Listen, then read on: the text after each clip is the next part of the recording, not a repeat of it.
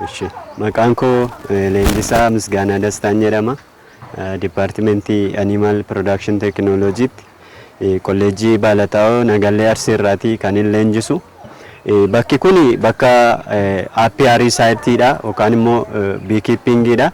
Eegumsa kanniisaatiif iddoo mijeessaa jirrudha jechuudha. Kanaaf amma gaaguroota ammayyaa ta'an akkaataa kanaan qindeessinee jirra.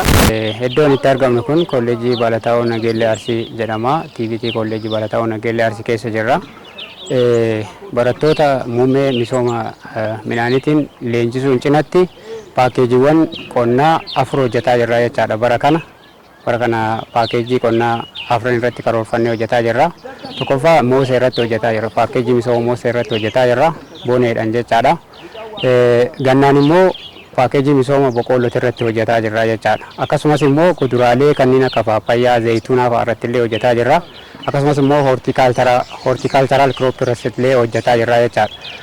Qonna hojjennu kana karaa guutuu ta'een kan nuti hojjetaa jirra jechaadha. Qophii maasaatti irraa eegalee sanyii moosee kana kan nuti galchine hoolota irraa finnee sanyii abdannee jedhu fayyadamaa jirra.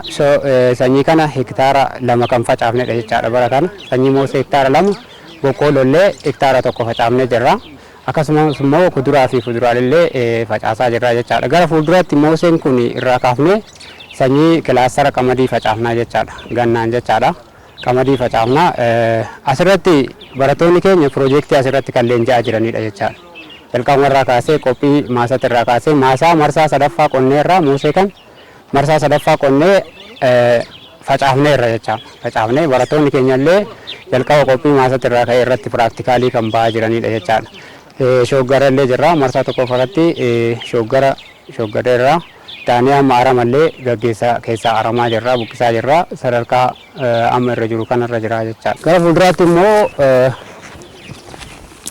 yuunivarsiitota adda addaa wajjin qorannoo as keessatti gaggeessuudhaaf bara 2018tti kana caalaa bal'isnee hawaasa keenya biratti illee kolleejjii keenya keessatti illee bal'isnee hojjechuudhaaf agriimentiiwwan garaagaraa NGO adda addaa waliin akkasumas immoo yuunivarsiitii adda addaa waliin qorannoo gaggeessaa kan jirrudha jechaadha.